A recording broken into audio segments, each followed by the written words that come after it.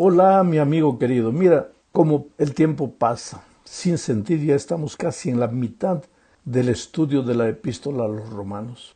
Hasta aquí vimos que Pablo presenta en el capítulo 1 el hecho de que todos aquellos que ignoran la palabra de Dios o que no la aceptan, aquellas personas que nosotros generalmente llamamos las personas del mundo, todas ellas están perdidas.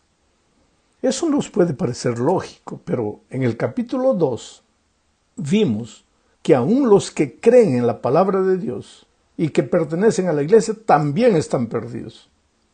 El tema del capítulo 3 es prácticamente un resumen de los dos primeros capítulos. Muestra que de hecho todos estamos perdidos y destituidos de la gloria de Dios. En el siguiente capítulo, el 4, que fue objeto de nuestro estudio la semana pasada, vimos que ni siquiera Abraham, a quien los judíos admiraban tanto y se vanagloriaban en ser sus descendientes, ni siquiera este patriarca extraordinario llamado Abraham había sido justo por sus buenas obras. Él también necesitaba de la justicia de Dios que se recibe únicamente por la fe. Ahora, esta semana entraremos al capítulo 5 y veremos aquí que así como el pecado entró a la raza humana por culpa de un ser humano, la justicia y la salvación también llegaron por la obra de una persona llamada Cristo. Empecemos entonces leyendo Romanos capítulo 5 versículos 1 y 2. Así pues, justificados por la fe, tenemos paz con Dios por medio de nuestro Señor Jesucristo, por quien tenemos también por la fe acceso a esta gracia, en lo cual estamos firmes y nos regocijamos en la esperanza de la gloria de Dios. Percibe una cosa, Pablo empieza el capítulo 5 declarando algo contundente, justificados pues. Esta es una expresión que no da lugar a la duda ni a la incertidumbre. Pues, contundente, justificados pues. Es un hecho consumado. Otras versiones dicen, habiendo sido justificados. Quiere decir, ya no hay motivo para vivir preocupados si nos salvaremos o no. Ya hemos sido justificados. Justificados pues, a pesar de que todos pecamos, si creemos en la promesa de Jesús y si tenemos fe en Él, Dios nos ve ahora como si nunca hubiéramos pecado. Nuestros pecados fueron remitidos a Jesús por la fe, por creer en lo que la Biblia dice. Ahora recibiremos la vida que Jesús merece y Él recibirá la muerte que nosotros merecíamos. Y todo esto sin que hayamos hecho nada, no por obras de la ley, sino solamente por la fe en Cristo. No por buena conducta, no por buen comportamiento, sino únicamente por gracia que aceptamos a través de la fe en Cristo. Eso es lo que el apóstol declara en el versículo 2.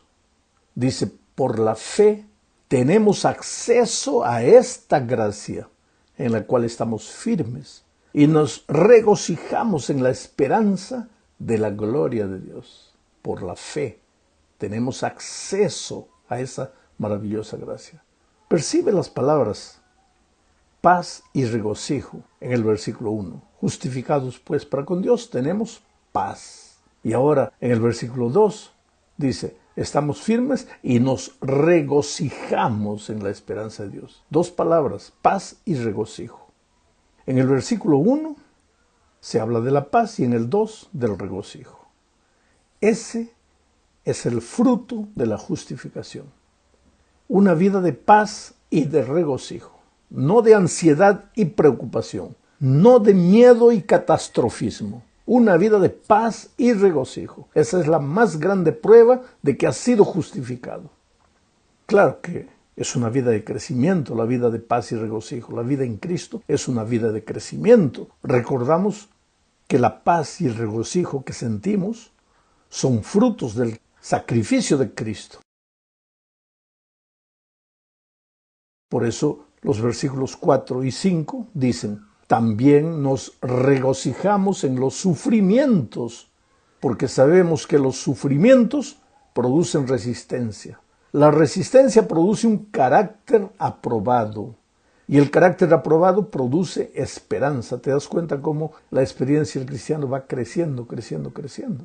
Y uno de los instrumentos que Dios usa para el crecimiento del cristiano es el dolor, es el sufrimiento, son las lágrimas muchas veces. El hecho de que tenemos paz y regocijo porque hemos sido justificados en Dios no quiere decir que no va a haber dificultades en este mundo. Estamos viviendo en un mundo de dolor hasta que Cristo venga, pues muchas veces, a pesar de la paz y el regocijo que Cristo nos da como fruto de la justificación, tendremos que sufrir y derramar lágrimas. Vamos ahora a la segunda parte de este estudio. Hablaremos aquí un poco de lo que Cristo hizo por nosotros cuando aún éramos pecadores. Leamos Romanos 5, versículos 6 al 8. Porque a su debido tiempo, cuando aún éramos débiles, Cristo murió por los pecadores. Es difícil que alguien muera por un justo, aunque tal vez haya quien se atreva a morir por una persona buena. Pero Dios muestra su amor por nosotros en que cuando aún éramos pecadores, Cristo murió por nosotros. ¿Sabes, mi amigo querido? El resumen de estos versículos es que la salvación es una iniciativa y realización divina. El hombre no se salva porque desea salvarse. Si dependiera de nosotros y de nuestras inclinaciones naturales, estaríamos todos perdidos. Porque, ¿sabes? La realidad es que nosotros, seres humanos, escogemos solamente lo que nos destruye, lo que nos hace sufrir. Los deseos de la carne son más fuertes que los pensamientos buenos. Sabemos que nos encaminamos hacia la muerte, pero continuamos tercamente en ese camino de muerte. Pero gracias a Dios, Él tomó la iniciativa de salvarnos. Así fue desde el Edén. Adán y Eva no buscaron ayuda después de pecar. Ellos se escondieron. El hombre siempre después de pecar se esconde, niega, trata de ocultar. En el Edén fue Dios que llegó al jardín buscándolos. Y desde ese día el Señor ha estado buscando al pobre pecador. El texto de Pablo dice, Dios muestra su amor por nosotros en que, aun cuando éramos pecadores, Cristo murió por nosotros. El versículo 9, que viene a seguir, causa algunos problemas de interpretación. Dice el texto, con mucha más razón, ahora que ya hemos sido justificados en su sangre, seremos salvados del castigo por medio de él. Esta expresión, seremos salvos del castigo, originalmente dice, seremos salvos de su ira. Y algunos no entienden cómo un Dios de amor puede ser al mismo tiempo un Dios de ira, porque amor e ira, según el concepto humano, no combinan. Pero esta no es la primera vez que Pablo menciona la ira de Dios. En el capítulo 2 de Romanos, versículo 5, Pablo ya dijo, pero por la obstinación y dureza de tu corazón vas acumulando ira contra ti mismo para el día de la ira, cuando Dios revelará su justo juicio. Ahora, lo que hay que entender es que esta ira divina, esta no aceptación divina, no es contra el ser humano, es contra el pecado. Cuando Cristo venga, viene para destruir el pecado. Del pecado, mi amigo querido, no quedará ni raíz ni rama. Y los únicos seres humanos que serán destruidos junto con el pecado serán aquellos que no quisieron abandonarlo. Por eso Pablo dice, pero por la obstinación y dureza de tu corazón vas acumulando ira contra ti mismo para el día de la ira, cuando Dios revelará su justo juicio. Por eso hoy es el día de buena nueva. Hoy es el día de salvación. ¿Qué puede hacer Dios para salvarte? Contra tu voluntad no lo va a hacer. Si tú no te arrepientes y sigues caminando en tus caminos de pecado, pues el fin es la muerte. Y cuando la ira de Dios caiga sobre el pecado para no dejar ni raíz ni rama del pecado, pues los que no quisieron soltar el pecado serán destruidos junto con él. Vayamos ahora a la tercera parte.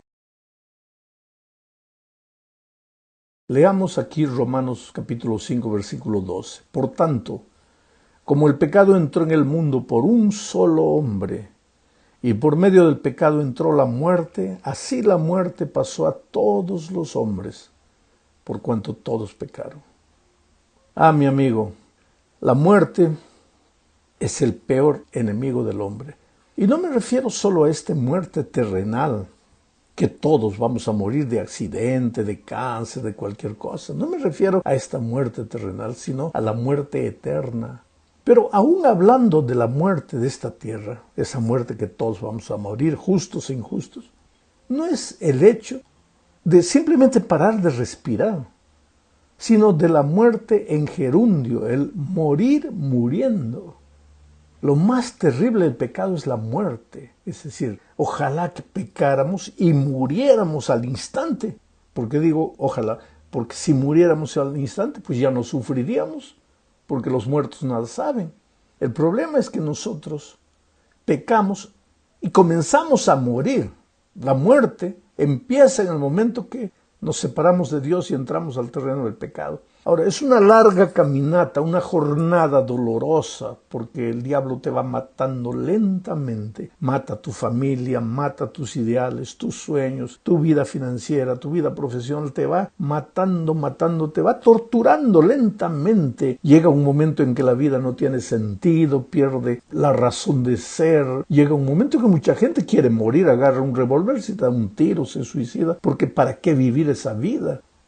Bueno, Pablo dice que el pecado, trayendo la muerte, entró en el mundo por un solo hombre. Y por medio del pecado entró la muerte, y así la muerte pasó a todos los hombres, por cuanto todos pecaron. Mi amigo, a partir de la caída de nuestros primeros padres, todos nacemos con inclinación hacia el pecado. Le llamamos a esto la naturaleza pecaminosa. ¿Qué cosa es la naturaleza pecaminosa? Esa inclinación a hacer las cosas malas. Tu mente quiere servir a Dios, pero tu cuerpo te arrastra, tu naturaleza pecaminosa te arrastra al pecado. El propio Pablo tenía esa experiencia en su vida en Romanos 7, vamos a estudiar eso algunas semanas más adelante. Él decía, no entiendo lo que pasa conmigo, quiero servir a Dios, pero no puedo. Ahí está, el pecado entró, Adán y Eva. No podemos decir que pasó genéticamente a sus descendientes, pero espiritualmente sí, porque todos nacemos ya en estado de rebeldía. Ya desde pequeñitos nacemos buscando las cosas del mal, con la inclinación natural llevándonos a los caminos de muerte. Y todo eso porque Adán y Eva pecaron. El otro día alguien me dijo, pero pastor, eso es injusto. Si ellos pecaron, pues ellos que la paguen, ¿por qué nosotros? El problema es que si nosotros hubiéramos estado en el lugar de ellos, hubiéramos hecho la misma cosa. ¿Acaso hoy día, por un minuto de placer, por una tontería, no arruinamos la vida de la familia, arruinamos todo? Pues el pecado es así. Vamos ahora a la cuarta parte del estudio. Leamos aquí Romanos capítulo 5, versículos 13 y 14. Antes de la ley ya había pecado en el mundo, aunque el pecado no se toma en cuenta cuando no hay ley. No obstante, la muerte reinó desde Adán hasta Moisés, aun para aquellos que no pecaron del mismo modo que Adán, el cual es figura de aquel que había de venir. Es interesante la frase antes de la ley. Se explica mejor esta frase con otra frase del mismo texto, desde Adán hasta Moisés.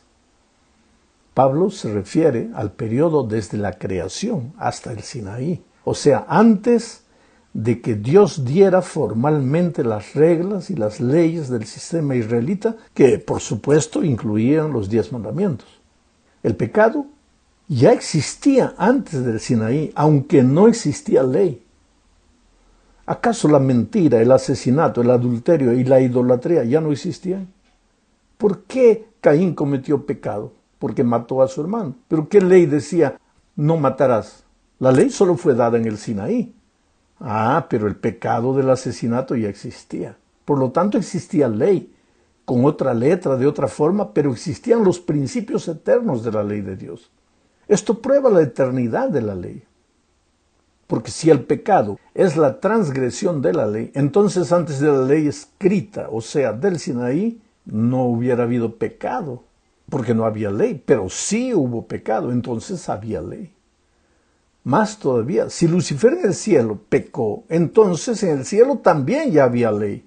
No la tabla de 10 mandamientos del Sinaí, pero los eternos principios de la ley de Dios existieron a lo largo de los tiempos, desde la eternidad hasta la eternidad. ¿Y por qué? Porque la ley es el reflejo del carácter de Dios. Y si Dios es eterno, su carácter es eterno. Los principios de su ley son eternos. Ahora, querer salvarnos guardando la ley, ahí viene la tontería, porque nadie se salvará por obedecer la ley. La salvación es únicamente por la gracia maravillosa de Cristo. Llegamos ahora al fin de la lección hablando del segundo Adán. Leamos Romanos 5, 18 y 19. Así que, como por la transgresión de uno solo vino la condenación a todos los hombres, de la misma manera por la justicia de uno solo vino la justificación de vida a todos los hombres. Porque así como por la desobediencia de un solo hombre muchos fueron constituidos pecadores, así también por la obediencia de uno solo muchos serán constituidos justos. Aquí está el misterio de la salvación.